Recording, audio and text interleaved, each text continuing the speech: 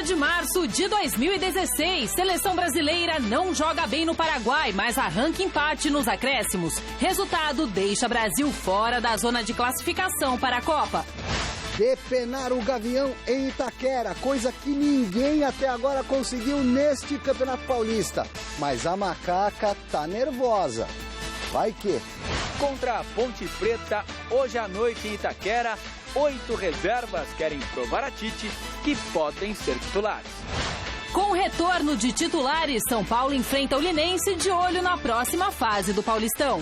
Com 3 volantes e a possibilidade do retorno de Lucas Barrios, Palmeiras realiza o último treinamento aqui em Atibaia antes da partida de amanhã contra o Rio Claro.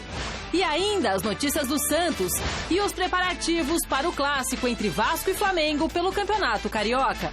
Olá, olá, boa noite. O Gazeta Esportiva dessa quarta-feira começa falando do jogo da seleção brasileira realizado ontem à noite em Assunção. Depois de levar 2 gols do Paraguai, o time de Dunga pressionou nos minutos finais da partida e arrancou um empate em 2-2, o que deixou a seleção na 6ª posição das eliminatórias para o Mundial de 2018 na Rússia. Apesar do resultado não ser dos melhores para o Brasil em termos de classificação, o técnico brasileiro conseguiu ver pontos positivos no duelo. Acho que é uma equipe que sabe reagir, não se acomoda com nenhum resultado, entende quando as coisas não vão bem e fazem um esforço de mudar. Nós já sabíamos que era difícil essa eliminatória, mas principalmente a gente vai criando mais opções de outros jogadores em outras posições, uma forma diferente de jogar da equipe, né? Quanto à tabela, lógico que incomoda todos nós, o torcedor, é mais do que normal, mas também todos nós sabíamos que essa competição ia ser a mais equilibrada. Tanto é verdade que tem 4 pontos de diferenças para o primeiro. E o bom do futebol, que a próxima partida nossa eliminatória é contra o líder, que é o Equador. Então, vai depender sempre de nós mesmos. Nós temos que estar preparados para buscar e saber que a gente vai lutar até o final. Grande noite para você que acompanha o Gazeta Esportiva. Talvez você que tenha acompanhado o que eu disse antes mesmo de começar as eliminatórias, logo depois da Copa do Mundo, que eu temia a não classificação do Brasil para o Mundial da Rússia. Talvez você tivesse pensado em casa, cara exagerado, que cara pessimista. Pois é, hoje, se as eliminatórias terminassem hoje, o Brasil estaria fora da Copa do Mundo. E, sabe, já enfrentou Venezuela, já enfrentou, sabe, não enfrentou seleções mais... Claro que também já pegou a Argentina, já pegou o Paraguai, já pegou o Uruguai. Mas, sabe, tem Equador pela frente, tem Colômbia ainda pela frente, são adversários difíceis. Então, para mim, não surpreende, não. E outra coisa, o Brasil reagiu, perdia por 2-0 e empatou o jogo. Mas, apesar da reação, não tenho a menor ilusão em relação à seleção brasileira. O Paraguai ontem, em 20 minutos, produziu 2 chances claras de gol. E não fosse o goleiro Alisson, o Brasil já estaria perdendo por 2-0 com 20 minutos. No primeiro tempo teve uma única bola, um chute de longe do Ricardo Oliveira que bateu na trave. E aí no segundo tempo, não fosse a covardia do Paraguai, que achou que 2-0 o jogo estava tranquilo, abdicou até no contra-ataque. Aí o Ricardo Oliveira, oportunista que é, achou um gol no rebote, ele está lá para isso. E o Daniel Alves foi muito feliz também no lance aos 46 minutos do segundo tempo. Mas o Brasil produziu muito pouco. A mim não empolga. E não vejo razões, eu não vejo nenhuma perspectiva de vir a empolgar nos próximos jogos. Você vê alguma possibilidade de se manter otimista em relação à seleção brasileira, Flávio? Boa noite para você. Boa noite, Celso. Boa noite, Anitta, amigos do Gazeta Esportiva. Está dentro do esperado, né? São 7 seleções brigando por 5 vagas, 4 diretas e uma na repescagem. Você tira Peru, Venezuela e Bolívia. Só, E o Peru, ainda assim, não sei. Mas a Venezuela e a Bolívia estão realmente num patamar inferior, o que não quer dizer que se vai ganhar na altitude de La Paz. No mais, o Brasil está dentro. Ele, no ranking da FIFA, não sei que sofreu uma modificação forte, o líder vai ser a Argentina, e o Brasil está atrás da Colômbia e atrás do Chile. Então, ele é o 4º no ranking mundial, ou seja, é o ranking de média. E, normal, achei que foi um resultado extraordinário. O empate lá no Paraguai foi um ótimo resultado. O Brasil não ganha lá, é muito difícil ganhar. É muito difícil, faz muito tempo que não ganha. e perdeu com a seleção que foi campeã do mundo. Então, normal, resultado excelente. Como foi excelente o empate na Argentina. E a única coisa que a gente pode ficar um pouco em dúvida com relação ao jogo com o Uruguai, quando ele empatou aqui, mas a gente vê que o Uruguai está vivendo um bom momento. É um time que está junto faz tempo. É um time que está junto faz tempo, time com uma média de idade alta. E então está dentro. A próxima rodada é terrível, a possibilidade de tomar a burdoada do Equador é enorme. E aí vai ter que ganhar da Colômbia para não ficar muito distante. Mas depois vem uma fase mais baba. Aí vem Bolívia, aí vem Venezuela, aí já dá para melhorar. A Venezuela já foi, né? Não, mas tem um jogo da... Não foi Venezuela, foi Peru, né? Foi Venezuela também. O Brasil venceu por 3-1, se não me falha a memória. Pode ser, mas de qualquer maneira... consultar aqui minha Bíblia, mas acho que mas foi de qualquer maneira, tem uma... Não, a próxima rodada, depois da de Equador... Já é o retorno? Não sei, é Venezuela e Bolívia. São jogos de Venezuela e Bolívia. Quer dizer, de qualquer maneira, o Brasil, ele... É esse o futebol que tem mesmo. Ó, até agora Chile perdeu por 2-0, ganhou da Venezuela por 3-1, empatou com a Argentina e ganhou do Peru. Tá. Então, aí teve Uruguai e Paraguai, falta Equador, Colômbia... É isso aí, já virou Bolívia, tudo. Né? E Bolívia. E depois virou tudo, é isso aí. Então é isso mesmo, aí já é a primeira partida do retorno. Bom, então, enfim, trocando em miúdos, vai ser assim até o fim, o futebol brasileiro não é melhor que os outros. Hoje a seleção brasileira, não sei se está entre as 10 melhores do mundo. Você tem... Você acha que está? Não. Não está, né? Então tem que vai passar sufoco mesmo. O jogador brasileiro, ele é de uma burrice tática gigantesca. Muito por culpa dele, muito também porque não se trabalha isso aqui. Tem muito essa cultura do individualismo e tal. Aí quando o cara vai para na Europa, ele fica enquadrado num determinado esquema e funciona. Mas quando você traz esses jogadores, eles estão fora do métier dele. Montar uma equipe com jogadores que não estão acostumados, não tem inteligência tática desde a base é complicado. Então não adianta trocar de técnico, não. Isso é uma bobagem. É isso aí. O futebol brasileiro que se tem é isso aí mesmo. Um pouquinho mais, um pouquinho menos, talvez entre, talvez não entre. Mas o Brasil vai ficar entre primeiro e sétimo. Claro. Então ele tem 5 chances de se classificar, né? Na repescagem provavelmente se classifica depois. E tem 2 de não se classificar, mas não é nada do outro mundo, não. É isso aí, o nível é isso aí. Não vai melhorar, não tem varinha mágica. São esses jogadores que jogam, funcionam em determinados esquemas. Futebol hoje é muito coletivo e o Brasil não tem coletivo porque isso não é praticado aqui. Hoje aqui ainda se aposta muito em individualidade. O Ganso joga muito, o Lucas Lima... O todo tem que jogar muito. Claro. Se não jogar, não adianta. Se você não tiver um futebol, o que é o segredo do Corinthians? Vê os jogadores do conjunto. É o conjunto. É o que faz diferença. O Atlético Mineiro é o conjunto. O resto é tudo conversa. O Cruzeiro do Marcelo Oliveira é o conjunto. Se não tiver conjunto, não vai funcionar. E acabou. E é isso. Então tem bons jogadores, mas não tem conjunto. Não é culpa do Dunga, não. É culpa de uma filosofia mesmo aqui do Brasil de que a individualidade resolve. E não está resolvendo. Bom, Flávio já porque nem existe mais essa individualidade.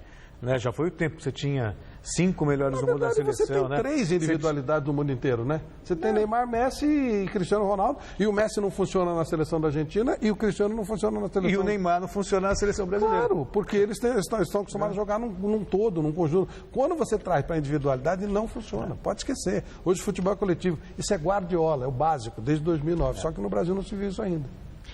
Bom, gente, o Flávio já respondeu aí a nossa enquete, né?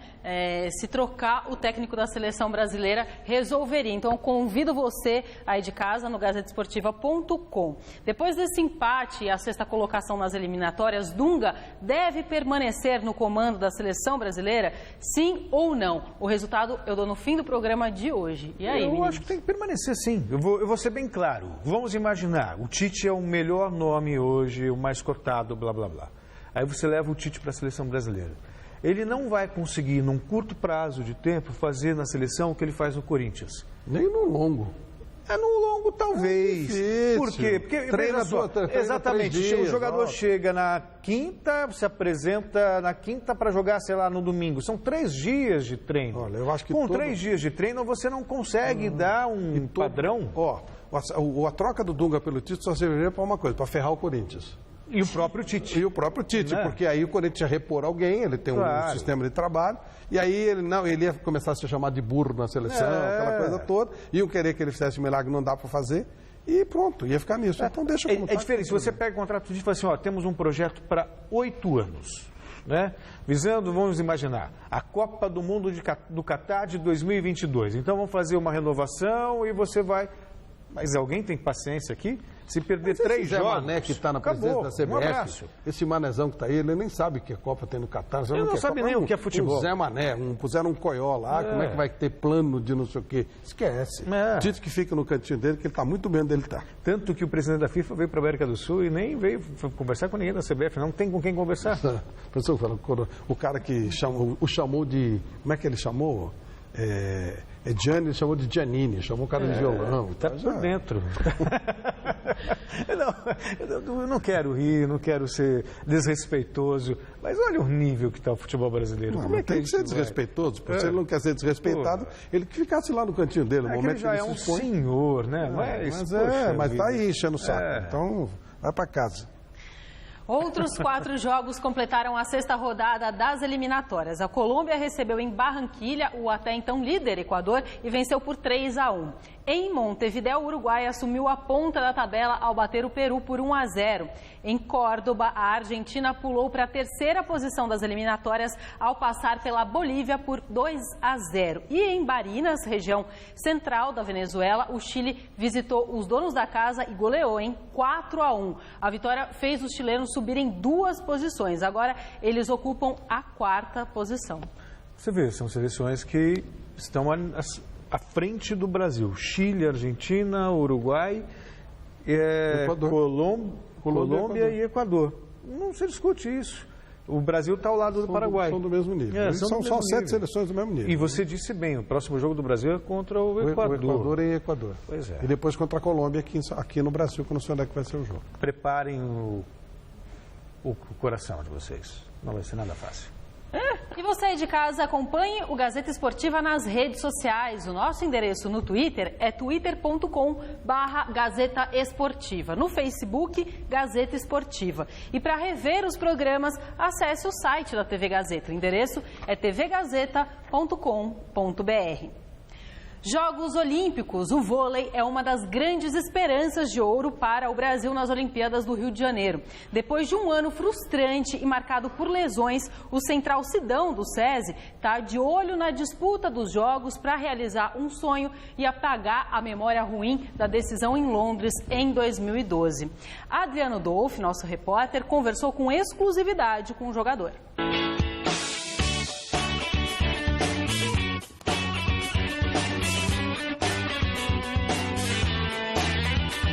Uma ótima notícia para o vôlei brasileiro. Meio de rede Sidão voltou a jogar depois de 5 meses afastado por causa de uma cirurgia no ombro.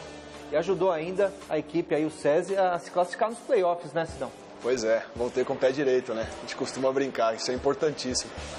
E como é que foi o retorno? Estava vivendo aquela expectativa para voltar a jogar? A gente, atleta profissional, ele vive disso. A gente faz o que ama e realmente é muito difícil você ficar de fora. Foi a primeira vez em toda a minha carreira que eu fiquei praticamente a temporada inteira machucado. E eu estava muito ansioso, com muita vontade, muita expectativa, né, para voltar logo.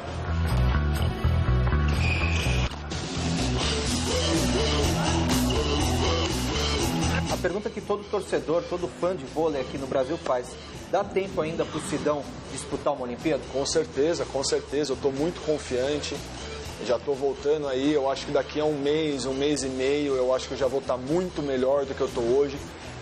E com certeza, enquanto eu tiver 1% de chance de estar ali, eu vou brigar até o final, porque, querendo ou não, eu amo o que eu faço. Já é um sonho você disputar uma Olimpíada, né? É um campeonato maravilhoso, é um clima que não tem explicação, só quem joga mesmo sabe, é uma coisa muito diferenciada. E ainda mais disputando no seu país. Então, realmente o êxtase. Eu acho que não tem emoção melhor.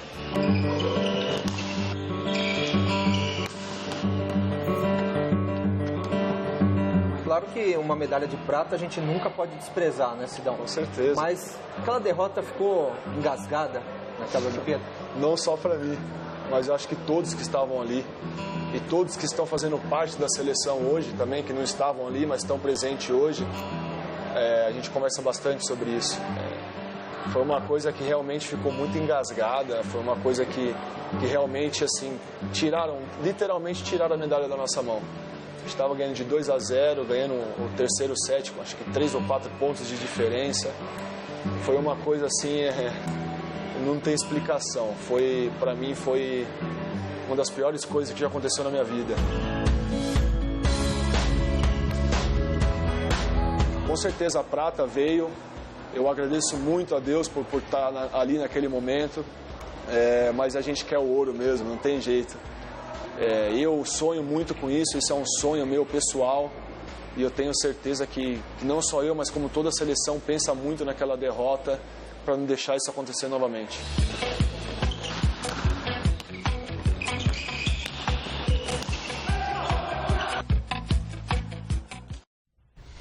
Que vem o ouro, né? Gente, vocês sabiam que, apesar de sediar as Olimpíadas, o Brasil não tinha vaga garantida na disputa da prova de ciclismo de pista?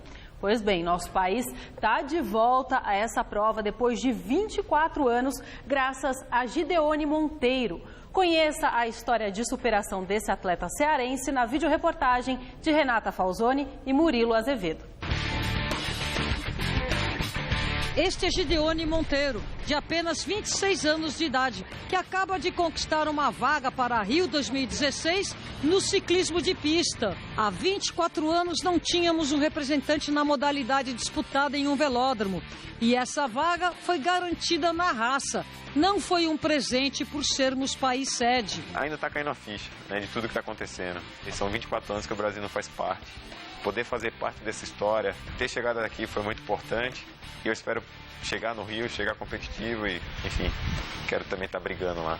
Apenas 18 países participam da Omnium, categoria onde os ciclistas disputam 6 provas diferentes. Força, explosão, resistência e estratégia são habilidades requeridas. Quem somar mais pontos, vence. Você tem que ser muito regular. Pega um pouco do fundo, né, das provas de fundo, as provas mais longas, as provas de pelotão, as provas rápidas também. Então, assim, além de estar muito preparado, vendo os adversários, você tem que estar vendo o telão, vendo a pontuação, escutando o técnico. Então, assim, várias informações, você tem que assimilar junto. Nascido e criado no Ceará, Gideone enfrentou percalços até chegar na elite do esporte. Sua vida é marcada por 2 episódios de violência no trânsito. Em 2013, ele foi atropelado por um caminhão durante um treino. Fiquei com medo de não poder voltar a pedalar, né, por ter tido uma fratura exposta, luxação na bacia. Um ano depois, Gideone perde o pai em outro acidente. Meu pai me apoiava, meu pai estava sempre, enfim, ele sempre ligava para ele contando tudo o que acontecia, né? Fiquei naquela, caramba, e agora? Você perde um pedaço do seu chão. Eu nunca tive sozinho, mas agora mais ainda, né? Acho que não sou eu, acho que são quase 200 milhões de brasileiros que eu vou estar representando lá. Então eu quero chegar lá, em casa, poder fazer minha melhor prova na minha vida e representar muito bem meu país, que tenho muito orgulho de representar. Já é um vencedor, né? Campeonatos estaduais. Hoje é dia de Clássico Carioca em Brasília, onde Vasco e Flamengo duelam no estádio Mané Garrincha. Após servirem às suas seleções, Guerreiro e Martim Silva estão de volta e se colocaram à disposição dos treinadores para esse importante jogo. E nenhum dos lados quer saber dessa história de favoritismo. O Clássico não tem isso, não tem nenhum favorito por estar no momento melhor. Tudo pode acontecer, a gente sabe o quanto a equipe do Flamengo é perigosa, é uma boa equipe, já falei isso, tem um dos melhores treinadores do futebol brasileiro, um dos caras que mais venceu e merece todo o respeito e por isso que a gente está encarando com muita seriedade esse jogo, porque é um jogo fundamental para a gente, que pode nos colocar numa situação muito, muito boa, né, na classificação. Vai ser um jogo muito importante pra gente, vai ser um jogo para o grupo se levantar e Deus queira que a gente possa sair com a bela vitória, que vai ser um jogo bastante difícil. A equipe do Vasco está invicta, está bastante compacta ali, o time deles estão jogando certinho, mas é como o Maurício falou, nosso time está bem, está posse de bola, mantendo certinho o que ele pede e entrar e tentar fazer um belo jogo e sair dali com, se Deus quiser, com a vitória belíssima ali que o nosso torcedor espera. Claro que o ideal seria jogar em casa, mas isso não é possível, sempre a gente jogar em casa, isso é mais do que normal, a gente encara com naturalidade, só não é normal porque é um campeonato carioca sendo disputado em Brasília. Isso, com certeza, é algo anormal, mas é um grande estádio, um bom campo, né, tem um bom gramado, tem tudo para ser um grande espetáculo.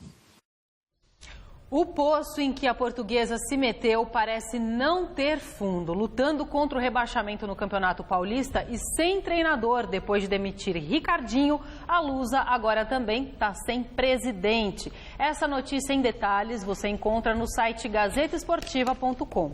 Depois de um ano no comando do clube, Jorge Manuel Marques Gonçalves renunciou ao cargo nesta quarta-feira, um dia depois de uma reunião do Conselho Deliberativo da Portuguesa. Na carta em que comunica a decisão, o mandatário fez críticas às pessoas ligadas à política do clube, que, segundo ele, atrapalham a Portuguesa. Por outro lado, ele exaltou algumas conquistas do período em que comandou a Rubro-Verde, como a modernização do departamento de futebol e os avanços do marketing do clube. Para ler a carta completa, acesse lá GazetaEsportiva.com. Bom, primeiro, eu falei com ele hoje, ele sai sem saber quem vendeu a Portuguesa, que é aí que começou toda essa desgraça. A Portuguesa foi vendida e ninguém apura nada, né? Não. O promotor que estava apurando também foi afastado e tal, ficou por isso mesmo. Foi vendida, foi. A Portuguesa vendeu a vaga, portanto merece estar passando o que está passando, até porque não se apura. Tinha que se apurar, tinha que entregar o cara para as feras mesmo. Isso é o supra-sumo da corrupção. Por outro lado, havia uma guerra aí tremenda, ele já ia ser empichado na reunião, então ele se antecipou. A Portuguesa jogou agora à tarde, o Anderson, ex-jogador do Corinthians, é o técnico, ganhou do Votuporanguense à tarde, então já não corre mais risco de ser rebaixado. Joga contra o Atlético Sorocaba no final de semana, e não vai subir, mas também não vai cair para 3, mas acho que vai ficar nisso aí. Eu não sei se é interessante para a Portuguesa tentar seguir. Seguir para quê? Não tem sentido isso, sabe? Ela é enorme, ela tem uma história espetacular, mas só serve para piorar. Só vai denegrir tudo aquilo que pessoas capazes em outras épocas fizeram. Então hoje a Portuguesa só tem notícia ruim dela. Então, sabe, tem uma hora que você tem que saber parar. O Ipiranga era maravilhoso, parou, o Paulistano parou, os clubes espetaculares pararam, vários clubes, sabe? Para ficar nisso, é melhor parar. Porque você, pelo menos, tem uma história para ressaltar. Quais são a última grande notícia da Portuguesa? A Portuguesa vendeu uma vaga para o Fluminense e aí começou nesse fundo do poço e ninguém apura nada. Para que isso? Serve para quê? Aí cai para 2, cai para 3, não consegue sair de nada, é só notícia ruim.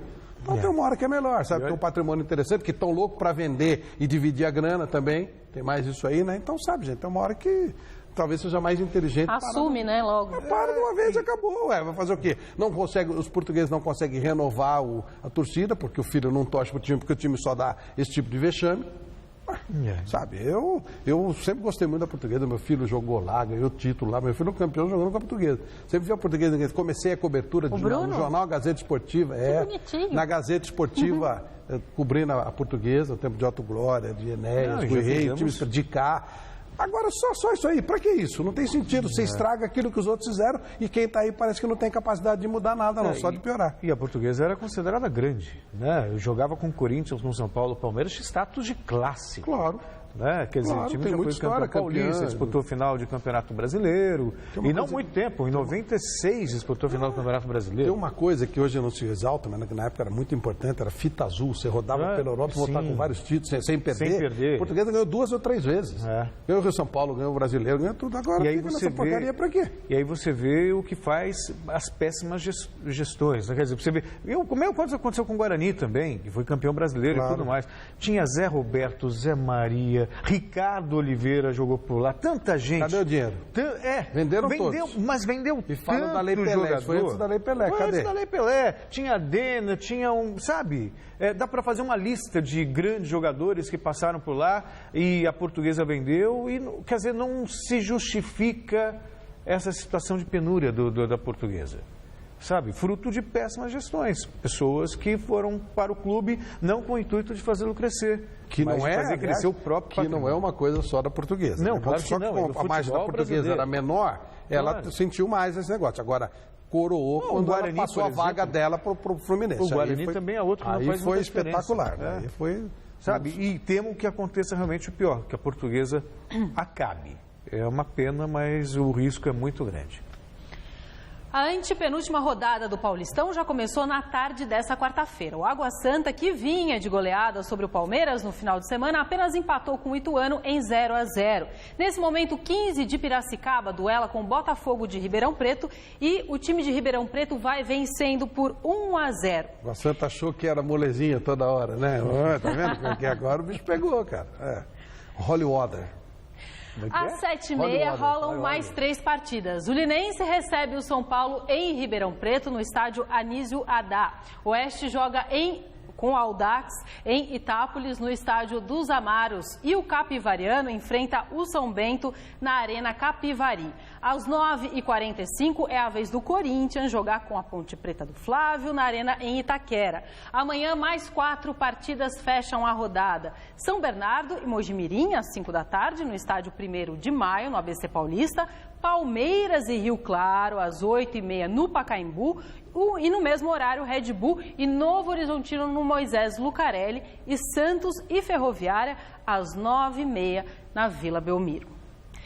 Má notícia, aliás, para o torcedor santista. O volante Renato teve que passar por uma cirurgia no nariz por conta de uma fratura sofrida no jogo com o São Paulo. Por isso, ele deve desfalcar o Peixe por pelo menos 2 semanas. E depois de ver a vitória no Clássico escapar por pequenos detalhes, o goleiro Vanderlei quer o Santos ligado durante o jogo todo para não voltar a ver pontos perdidos por bobeira.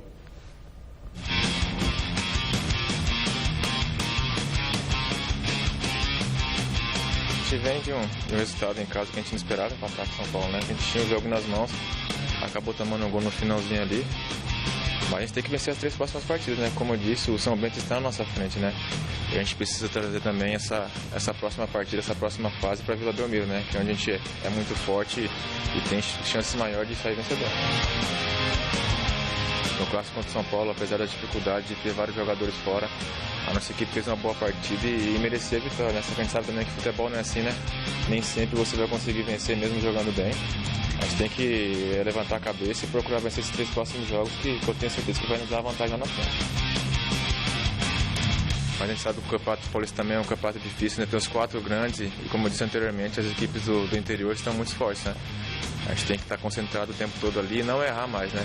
A gente sabe que um erro hoje pode fazer toda a diferença nas partidas.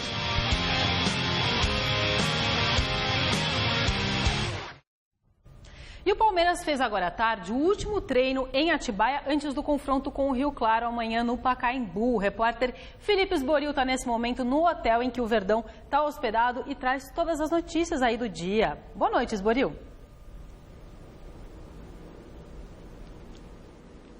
Boa noite, Anitta. Boa noite para você em casa acompanhando o Gazeta Esportiva. A gente fala ao vivo aqui de um hotel na cidade de Atibaia, interior de São Paulo, onde o Palmeiras, como você disse, Anitta, realizou o último treinamento antes da partida de amanhã contra o Rio Claro, às 8h30 da noite, no estádio do Pacaembu. Jogo este que vai ser realizado no Pacaembu porque o Allianz Parque está reservado para o show da banda Coldplay.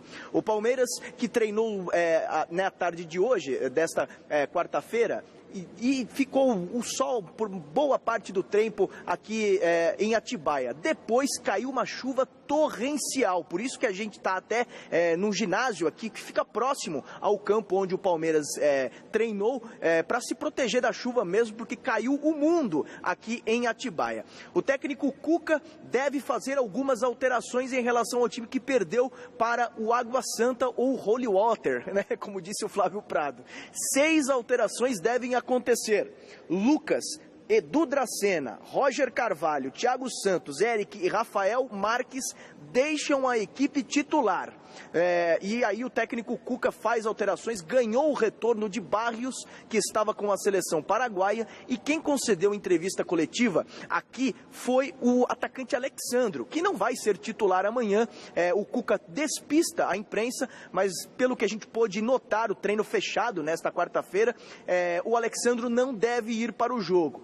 Ele começou falando justamente sobre um protesto. A gente acompanha agora imagens desse protesto. 4 torcedores invadiram o hotel aqui em Atibaia, passaram pela segurança do hotel, passaram pela segurança do Palmeiras, instalaram uma faixa ali próximo ao campo onde o Palmeiras estava treinando e gritaram palavras de ordem, como Lava Jato no Palmeiras, aqui não tem palhaço, enfim, protestaram. Prontamente os seguranças do hotel e os seguranças do Palmeiras retiraram esses torcedores que saíram de carro em direção à recepção do hotel.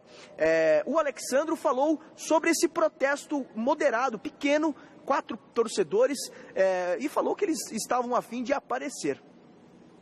Nós, torcedor, né, tem o direito de protestar, porque, como todos nós, jogadores também, está muito chateado pelo momento que estamos vivendo. Tivemos um protesto lá no nosso CT, o qual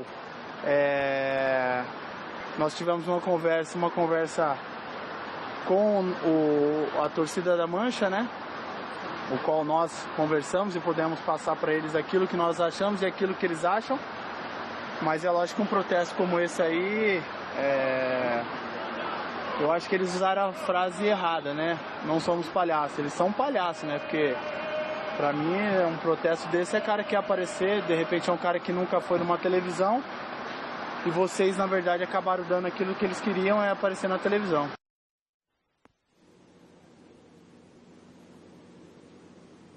Bastante irritada, a comissão técnica do Palmeiras ficou depois deste protesto. Os jogadores não gostaram, caiu muito mal, inclusive para a segurança aqui do hotel, que permitiu que isso acontecesse. Esses torcedores não estavam nem hospedados por aqui. O Alexandro falou também sobre a cobrança em cima dos jogadores mais experientes do grupo. O Palmeiras não vence há 4 partidas, ou melhor, perde as 4 partidas últimas, né, consecutivas, e uma derrota contra o Rio Claro amanhã no Pacaembu seria um desastre, mas ele disse que vai cobrar os jogadores, o Alexandro disse que vai cobrar os jogadores mais experientes do grupo, porque eles não devem sentir a pressão. Eu acho que nesse momento quem sofre mais são os jogadores mais jovens. Nós, jogadores experientes, a gente não pode entrar num jogo com todo o respeito de quinta-feira e a bola queimar no pé, né? Eu até aceito que aconteça isso com jogadores mais jovens, mas jogadores experientes como Arouca, Robinho, Edu Dracena, o próprio Fernando Praz, a bola não pode queimar no pé. Isso eu vou cobrar de nós, jogadores mais experientes.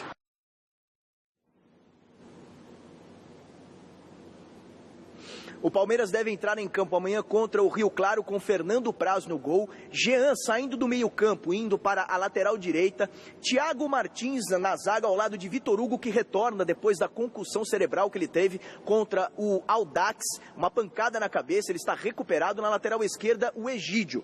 Aí, uma trinca de volantes, o Cuca querendo proteger a defesa.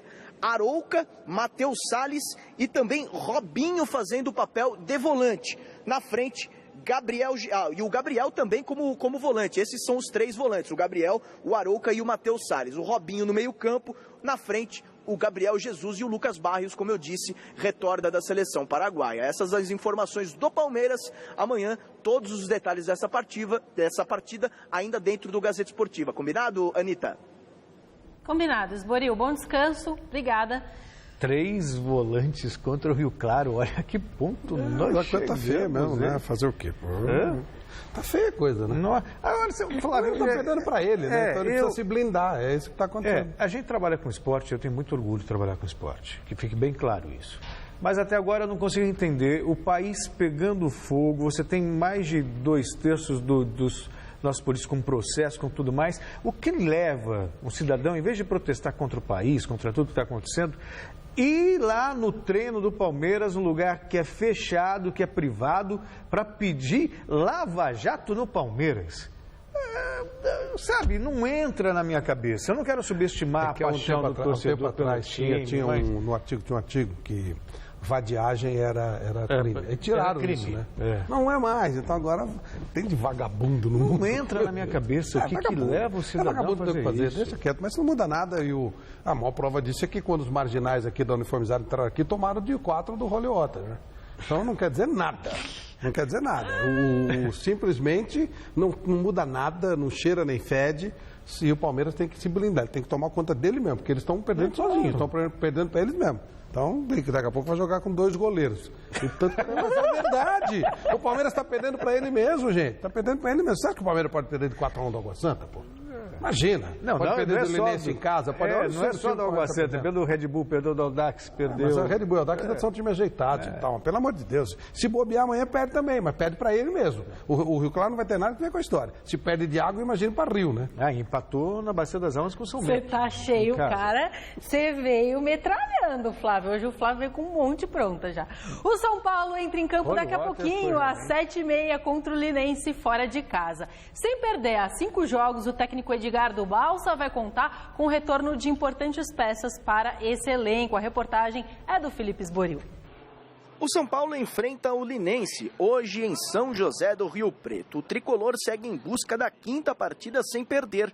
Um feito e tanto para quem recentemente passou por apuros com derrotas seguidas. Lógico que não vem agradando a todos, mas nós vemos tentando o máximo possível melhorar. Então, se você já não vem perdendo, já é um passo muito grande. Até porque você não perdendo, você está mais perto da vitória. Desta vez, serão 3 mudanças em relação ao time que empatou no final de semana contra o Santos. Retornam Rodrigo Caio, que estava na seleção olímpica, Michel Bastos, que já se recuperou de lesão, e Paulo Henrique Ganso, que não atuou no final de semana por estar suspenso. Todos esses jogadores à disposição, isso ajuda bastante o Balsa para mexer no time e a sua formação como jogar dentro do campo. Quem vem bem este ano é o polivalente Carlinhos, que jogou 16 dos 18 jogos do São Paulo em 2016. Seja na lateral ou no meio, das últimas 11 partidas, 10 foram como titular. A maior sequência dele desde que chegou ao São Paulo. Lógico que todos nós aqui temos que melhorar, né? Todos, sem exceção de nenhum. Mas em relação ao que eu venho desempenhando, eu acho que pelo fato de poder jogar nessas posições e não comprometer e sempre estar ajudando, ele vem me colocando para jogar. Enquanto a Libertadores não chega com o confronto decisivo diante do Trujilhanos no Morumbi semana que vem, o time continua acreditando que o Paulistão seja mesmo a prioridade neste primeiro semestre. Lógico que fica aquele pensamento de Libertadores porque é o maior objetivo, mas o Paulista também é um objetivo que o São Paulo tem, que já tem alguns anos que não é campeão, mas a partir do momento que mudar para a Libertadores, vamos começar a pensar na Libertadores. Flávio, é curioso como você pode avaliar as coisas de maneiras distintas e o mesmo fato. A Anitta falava da invencibilidade do São Paulo, não perde a 4 jogos. Só que desses 4 jogos só venceu 1. E se você somar os 3 jogos anteriores, em 7, o São Paulo só venceu 1. Então você pode ser muito positivo e achar que o São Paulo não perde a 4 jogos. Ou você pode ser muito negativo e achar que é um absurdo o São Paulo só ter vencido 1 jogo em 7 disputados. Mas é um time ruim, né? O time de São Paulo é ruim pra caramba, ele não tem lógica, Dentro do próprio jogo ele joga bem, joga mal, é um time despersonalizado. Qualquer coisa pode acontecer, o jogo lá em Rio Preto, qualquer negócio pode acontecer. É tipo do jogo que esse time de loteria esportiva, né? Que esse time que eles põem aqueles nomes esquisitos.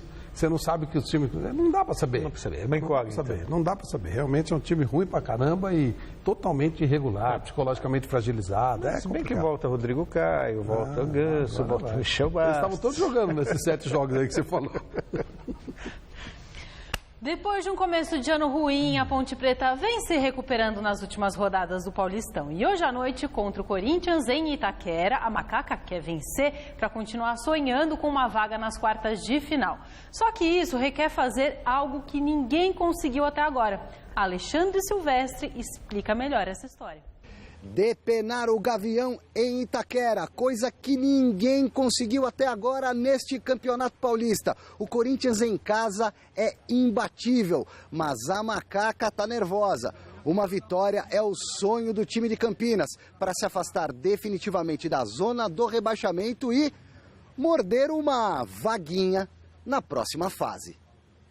É um jogo importante para nós, né? A gente sabe da capacidade do time do Corinthians, também sabemos da nossa capacidade. Vai ser um jogo difícil, a gente sabe disso também, mas aí para São Paulo em busca da vitória a todo momento, porque ainda estamos buscando uma classificação no Campeonato Paulista. jogar da maneira que nós jogamos o último jogo, o penúltimo, e enfrentando os adversários respeitando bastante, mas tentando buscar a vitória sempre. Não tem como ser diferente. O futebol ele é apaixonante porque ele é imprevisível. As coisas podem acontecer. Ter personalidade. Eu acho que hoje em dia no futebol, e não só no futebol, assim, na vida em si, no dia a dia em si, o cara tem que ter muita personalidade para poder fazer as coisas que é necessário na carreira, na vida pessoal. Após 2 tropeços, voltou a vencer. Na rodada passada, meteu 3-0 no Red Bull. Resultado que deixa a Ponte na 3ª colocação do Grupo B. 2 pontinhos atrás dos líderes Ituano e Novo Horizontino. Alivia a pressão e anima os jogadores. São acho que 2 ou 3 pontos do último para o primeiro da nossa chave. É muito curto, né? Então... Mas é um campeonato de tiro curto e a gente sabe que se não perder tantos pontos assim, se não perder 3 pontos, eu acho que é o mais importante. Se for para São Paulo não conseguir vencer, ganhar um ponto também vai ser importante para a gente. O treinador Alexandre Galo fechou o último treino antes do jogo desta noite contra o Timão.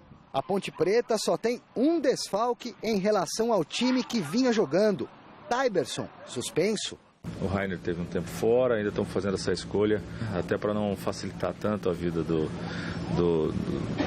treinador do Corinthians, até porque hoje a informação ela é muito rápida, muito fácil, e só por isso. Mas nós não temos muito que ter de novidade, porque a equipe basicamente tem se mantido a mesma. Seja lá qual for a escalação, a macaca promete ser tão forte quanto o gigante e robusto Corinthians. E do lado do Corinthians, a partida dessa noite é uma ótima chance dos jogadores reservas mostrarem ao técnico Tite por que merecem aquela vaguinha entre os titulares.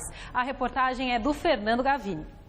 O Corinthians vai se dar ao luxo de jogar com um time quase todo reserva nesta quarta-feira contra a Ponte Preta na Arena de Itaquera. Dos titulares da vitória contra o Ituano estarão em campo Cássio e Iago. Além deles, Rodriguinho, que se recuperou de uma lesão muscular, está de volta à equipe. O resto do time será inteiro reserva. Edilson entra na lateral direita, Wilson na zaga, Guilherme Arana na lateral esquerda. No meio-campo vão jogar Williams, Alain Mineiro, Danilo e Romero. No ataque, Luciano terá mais uma chance. Estou voltando agora, fiquei muito tempo afastado. Mas agora estou pegando o ritmo de novo, então estou bem tranquilo. Quando chegar minha vez, minha oportunidade, eu vou agarrar e não soltar mais. O descanso aos titulares visa colocar força total nos duelos que o Corinthians terá pela frente a partir de domingo. Primeiro o clássico contra o desesperado Palmeiras no Pacaembu. E semana que vem um importante confronto contra o Santa Fé, cuja vitória dará ao Timão a classificação antecipada na Libertadores. Por outro lado, o mistão corintiano cria um desequilíbrio no estadual. Nas últimas 5 rodadas do Paulistão, os times do grupo do Timão enfrentam os da chave do Palmeiras. A gente não pode ficar se preocupando com o adversário, né? Eu acho que, como eu falei agora há pouco, é manter o nosso ritmo, entrar dentro de campo buscando a vitória sempre e esquecer o que os outros clubes estão passando, manter o foco no Corinthians. A gente tem que olhar pra gente, tem que esquecer rivais. Todos os jogos que o Corinthians entra para vencer. Em questão de prejudicar alguém, a gente não pensa nisso. Não vai ter corpo mole.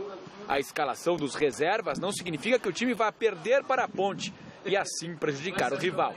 Os reservas do Timão querem sim mostrar serviço para Tite e provar ao técnico que podem ser titulares. Todo jogo que a gente entra assim, a gente tem que sempre dar nosso melhor. Eu acho que não só ele está vendo, como muitas pessoas estão vendo, que a equipe que está entrando está dando conta do recado. A gente está bem treinado, sabe o que tem que fazer e é ir para o jogo quarta-feira. A gente tem que pensar sempre no próximo jogo. A partir de quinta-feira a gente pensa no clássico. E todos os jogadores que têm oportunidades esperam se desempenhar ao máximo para quem sabe no outro jogo poder jogar titular. Acho que com a gente não vai ser diferente. Mas sempre pensando em ajudar o Corinthians. Acho que é o mais importante. Será que vamos ter hoje lembrar de Brasil e Alemanha? Será que a Ponte Preta vai jogar com aquela camisa amarela que você tanto gosta? É a chance que tem para não tomar uma goleada, porque o time é ruim. Eu vi todos os jogos da Ponte, menos o jogo com o Capivariano, e não vi um jogo que presta da Ponte. O que salva, então, é o uniforme amarelo. É que é feio feio, que são a praga, mas por alguma razão ele dá sorte. Porque não dá. Mesmo a babaiada do Corinthians é melhor que a Ponte. Você sabe que a Ponte Preta, nas últimas vezes que encarou o Corinthians lá em Itaquera, complicou, mas quando ela tinha time bom, ela foi roubada lá. Lembra que o Bandeirinha se enganou e tal. Quando tem time bom, os caras já se enganam contra a gente, imagine quando tá com essa babaiada aí. Eu acho muito difícil. Apesar do time do Corinthians jogar com a reserveira e tal, mas é um time que tem uma filosofia de jogo e tal. E a Ponte não tem nada. E os reservas? A Ponte tem a camisa amarela. E aí os chamados reservas? Luciano, que tem status titular, Danilo, troca o fácil, Williams. não taca, você não ataca, pega um e leva o time da Ponte. O time da Ponte é um time mimadinho, um time que ganha, paga, recebe em dia. É muito bem pago, é time da Série A e joga como time da Série B. É cheio de frescura, não joga nada, é cheio de história. Time fresco. Eu sou um dos muitos que tem ido lá xingar, porque realmente é um time muito fresco, o time da Ponte Preta. Precisa jogar bola. O Galo é cheio de fechar treino e tal, mas jogo que é jogo a gente não vê. Nada, né? Mesmo se jogou contra o Red Bull aí, jogou um pouquinho melhor, mas tem que jogar muito mais. Pô, recebe em dia, tudo bem tratadinho, coisa rara. Tô falando que recebe em dia, que parece que todo mundo recebe. Ninguém recebe, né? Então, tem que jogar bola. É um time, sabe aquele time que não tá com nada? Time realmente daqueles que é uma decepção total. O time da Ponte Preta é vergonhoso até agora. E o Corinthians, o que chama atenção é que é um elenco muito homogêneo, sabe? Você tira um atacante, você põe outro, são jogadores do mesmo nível. Ele tem uma filosofia de jogo definida. Você tem Luca e André, aí de repente vai Romero e Luciano, você não tem o Rodriguinho, mas tem Danilo. Falta Ponte tomar gol de Romero, aí vai ser a consagração. Mas ele é artilheiro do time, Flávio. Vai fazer gol na Ponte não. É artilheiro do time, tá vivendo a melhor fase, o Paraguai. Pois é, pra você ver como tudo funciona no Corinthians. Até coisa paraguaia. Olha que ontem o Paraguai jogou bem. Resultado final da nossa enquete. Dunga deve permanecer no comando da seleção brasileira, sim ou não? Não.